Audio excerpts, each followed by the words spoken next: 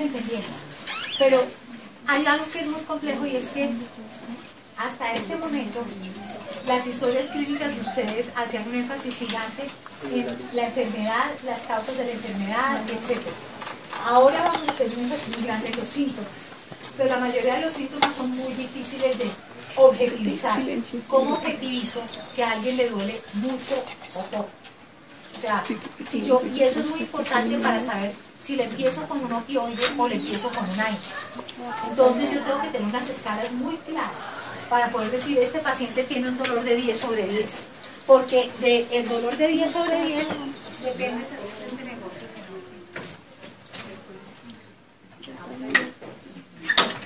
Del dolor de 10 sobre 10 depende que ustedes empiecen con morfina con un paciente o que ustedes le empiecen con el tramal o que ustedes le empiecen con AINE. Entonces, por eso es súper importante que ustedes tengan la seguridad que la persona tiene un dolor de 10 sobre 10 o un dolor de 2 sobre 10 o un dolor de 4 sobre 10. Y para eso hay que tener unas escalas muy claras. Es muy fácil decir cuánto tiene alguien de tensión arterial. Cojo el tensiómetro, le tomo la tensión 120-80, 130-90, 140-70. ¿Cuánto tiene frecuencia respiratoria? Es muy fácil. ¿Cuánto tiene frecuencia cardíaca? Es muy fácil. ¿Y cuánto tiene temperatura? Es muy fácil. Porque está una medición clara y completa. ¿Cuánto tiene dolor? Entonces ahí es cuando viene la parte compleja. Y por eso la evaluación de síntomas se vuelve muy, muy importante. Ok, entonces, ¿cuáles son los elementos críticos para que los médicos tengan herramientas hacia el final de la vida? Saber cuál es la intensidad de los síntomas. Porque depende de eso, yo a un paciente con disnea le pongo o no le pongo morfina. Ahorita tenemos este muchacho que me dice, un muchacho con osteosarcoma. Y este muchacho está haciendo con metástasis pulmonares y está haciendo una disnea maligna severísima. ¿Cuándo le empiezo a poner morfina para la disnea? Entonces depende de la clínica y la intensidad del síntoma. ¿Listo? Entonces yo no le podría poner, así tuviera las metástasis, morfina, si el paciente no tiene la clínica y una intensidad del síntoma que amerite ponerlo. Entonces por eso yo tengo que poder justificar por qué le pongo morfina a este paciente para dolor no tengo problema, pero para disnea.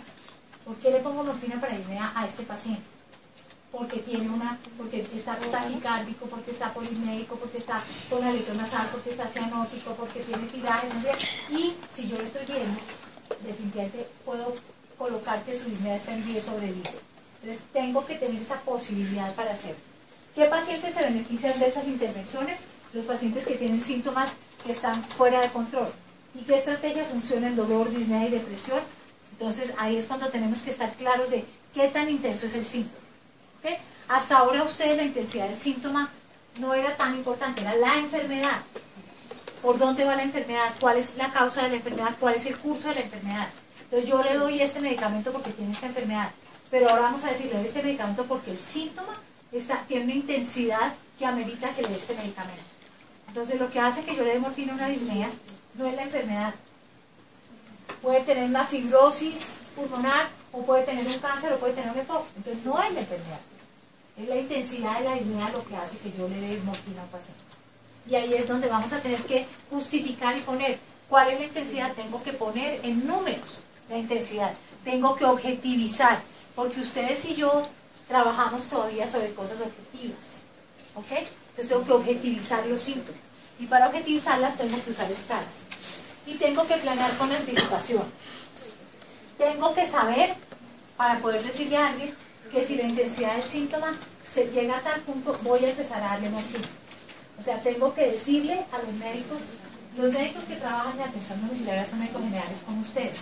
Y yo soy la que los asesoro. Tengo que tener la capacidad de decirle a ustedes, si este muchacho empieza a hacer una disnea que pasa de 6 sobre 10, vamos a empezar de morfina.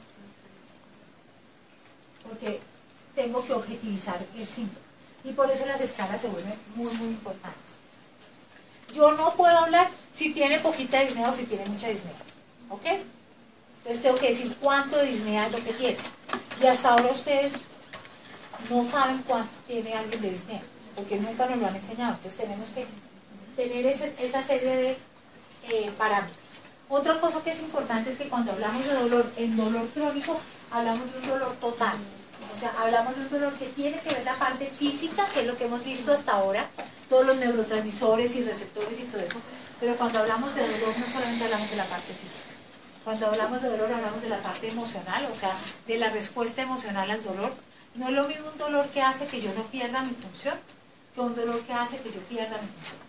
Cuando yo pierdo mi función, definitivamente eso lo tiene un impacto mayor. Cuando yo tengo dolor, pero puedo seguir yendo al trabajo, pero puedo seguir cumpliendo mi vida común y corriente, el impacto que genera es menor. Cuando ese dolor hace que yo no pueda seguir funcionando, para mí ese dolor tiene un impacto mayor y seguramente voy a tener que hacer algo diferente. Algo que nosotros no evaluamos es la parte financiera, pero eso termina siendo importante, y algo que tiene que ver con la parte espiritual y no religiosa, y es qué tengo yo que ver con ese dolor. Ese dolor me genera culpa, ese dolor me genera sensación de carga. Ustedes les va a parecer absurdo de pacientes de sus familias, ¿ok? Cuando usted recibe una cosa de esos principios, es una maravilla. Yo tengo una hija, o sea, yo no soy de las que voy a todos los años, tengo una serie de comunicaciones diferentes con mi parte espiritual. Hay una señora a la cual respeto enormemente, que es la señora de los Crespos, y con ella tenemos una relación muy especial. O sea, ella es también, como digo yo, o sea, para mí es fácil comunicarme con ella porque ella tiene unas posturas,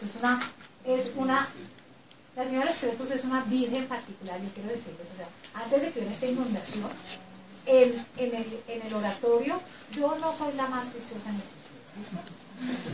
Pero creo que soy una buena persona y creo que en el oratorio que había al lado de la iglesia había una virgen, que la pena es que yo la dije, esta es la virgen. Con esta señora sí nos podemos comunicar.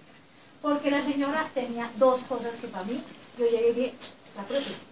Tenía en una pierna una mano de libros, dije yo, y en la otra un muchachito bonito lleno de crespos, dije, igual a los libros. Entonces con ella yo llegaba, y cada vez que yo llegaba allá y teníamos unas conversaciones en que así yo decía, señora los Crespos, yo he hecho todo lo que tengo que hacer y usted no ayuda, ayude. O sea, yo no pretendo que la vida se solucione si yo no trabajo fuerte. Pues si yo trabajo fuerte, denme una manito. O sea, entonces, por eso les digo que hay cosas que son importantes. Y en ese orden de ideas, si ustedes logran darle sentido a lo que hacen, así como le dan sentido a la vida, si en esto ustedes logran darle sentido a la muerte, se vuelve algo completamente especial. Cuando ustedes ya llevan un tiempo trabajando con personas que fallecen, y ustedes logran llegar a acercarse a las casas de las personas que saben que van a fallecer, y logran encontrar el sentido de esa muerte, qué significa en los que se quedan, eso es completamente fantástico.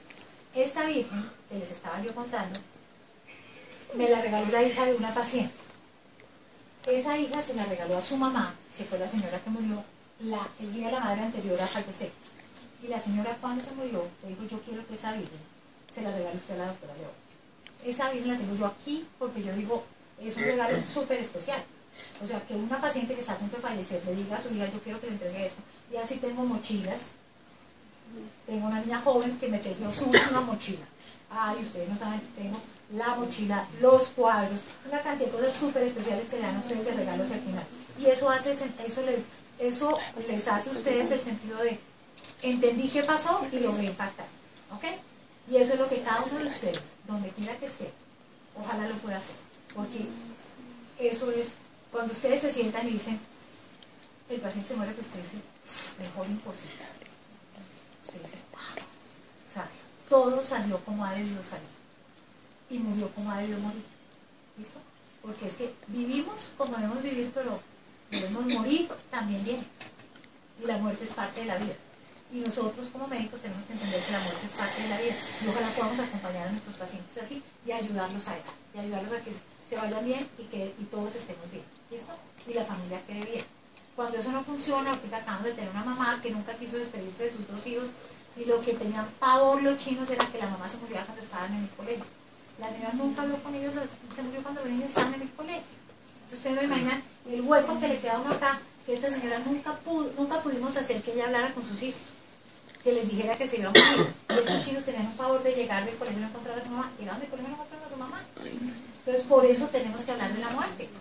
Porque a estos chinos les queda ese hueco tenaz.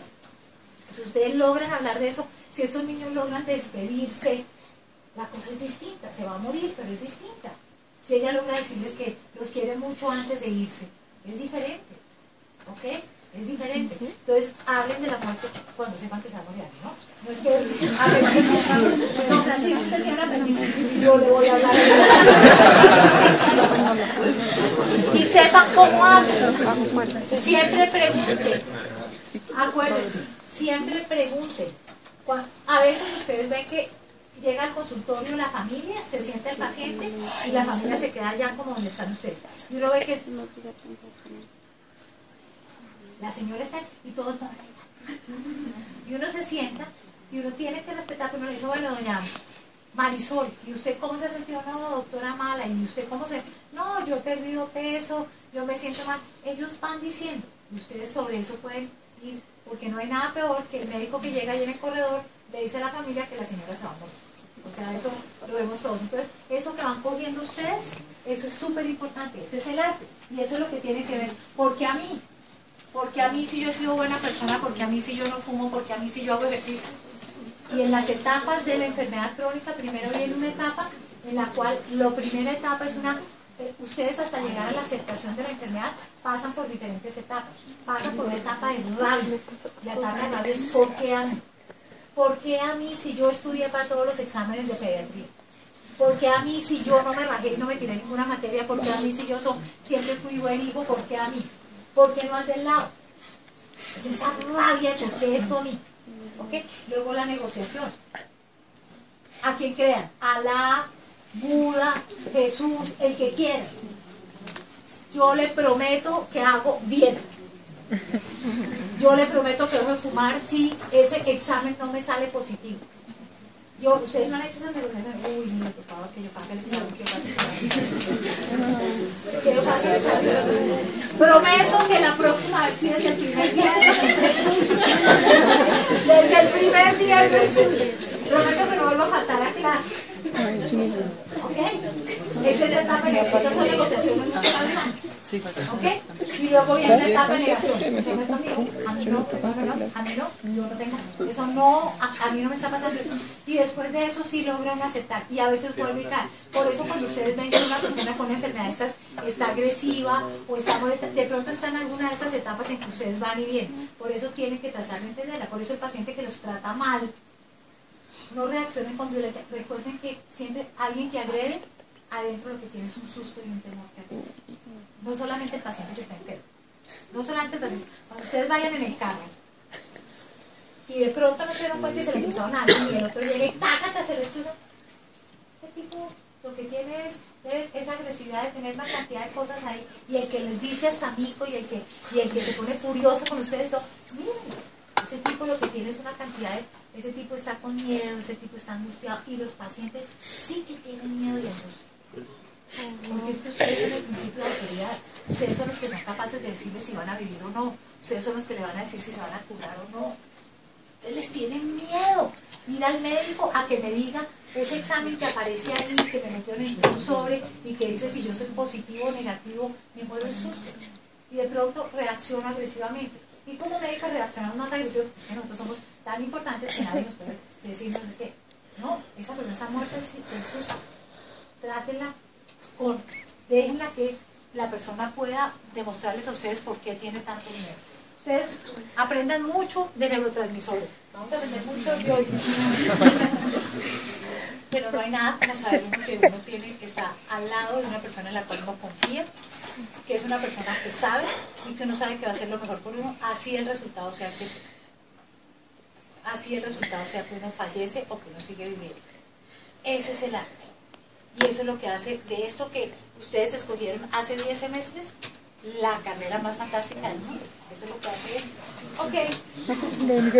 Síntomas físicos es lo que vamos a tener que evaluar, aspectos psicológicos, la parte social, la parte práctica del cuidado y la espiritualidad. Esto es súper importante. Ustedes tienen que saber si esa persona En el programa domiciliario que yo hago todo, que hacemos junta, digamos, ayer hicimos junta de 6 de la mañana a 9 de la mañana con 15 médicos, una pregunta por cada paciente es ¿de qué se va a morir? ¿Ok? Este muchacho de osteosarcoma, con la dificultad respiratoria, ¿de qué se nos va a morir? Porque nosotros tenemos que hacer una falla respiratoria. Entonces nosotros tenemos que estar preparados para manejar esa falla respiratoria y sobrevivir. Y para eso hay que tener unas escalas muy claras. Es muy fácil decir cuánto tiene alguien de tensión arterial. Cojo el tensiómetro, le tomo la tensión 120-80, 180-90, 140-70. ¿Cuánto tiene frecuencia respiratoria? Es muy fácil. ¿Cuánto tiene frecuencia cardíaca? Es muy fácil. ¿Y cuánto tiene temperatura? Es muy fácil. Porque está una medición clara y concreta. ¿Cuánto tiene dolor? Entonces ahí es cuando viene la parte compleja. Y por eso la evaluación de síntomas se vuelve muy importante. Ok, entonces, ¿cuáles son los elementos críticos para que los médicos tengan herramientas hacia el final de la vida? Saber cuál es la intensidad de los síntomas. Porque depende de eso, yo a un paciente con disnea le pongo o no le pongo morfina. Ahorita tenemos este muchacho que me dice, un muchacho con osteosarcoma. Y este muchacho está haciendo con metástasis pulmonares y está haciendo una disnea maligna severísima. ¿Cuándo le empiezo a poner morfina para la disnea? Entonces depende de la clínica y la intensidad. Estamos entendiendo. Pero hay algo que es muy complejo y es que hasta este momento las historias clínicas de ustedes hacían un énfasis gigante en la enfermedad, las causas de la enfermedad, etc. Ahora vamos a hacer un énfasis muy grande en los síntomas, pero la mayoría de los síntomas son muy difíciles de objetivizar. ¿Cómo objetivizo que a alguien le duele mucho o poco? O sea, y eso es muy importante para saber si le empiezo con un opioide o le empiezo con un AINE. Entonces yo tengo que tener síntomas. ¿Listo? Entonces, yo no le podría poner, así tuviera las metástasis, morfina, si el paciente no tiene una clínica de intensidad de síntomas que amerite ponerlo. Entonces, por eso yo tengo que poder justificar por qué le pongo morfina a este paciente para dolor no tengo problema, pero para disnea. ¿Por qué le pongo morfina para disnea a este paciente? Porque está taquicárdico, porque está polismédico, porque está con alito nasal, porque está cianótico, porque tiene tiraje, no sé. Y si yo lo estoy viendo, definitivamente unas escalas muy claras para poder decir este paciente tiene un dolor de 10 sobre 10. Porque el dolor de 10 sobre 10 depende de este negocio.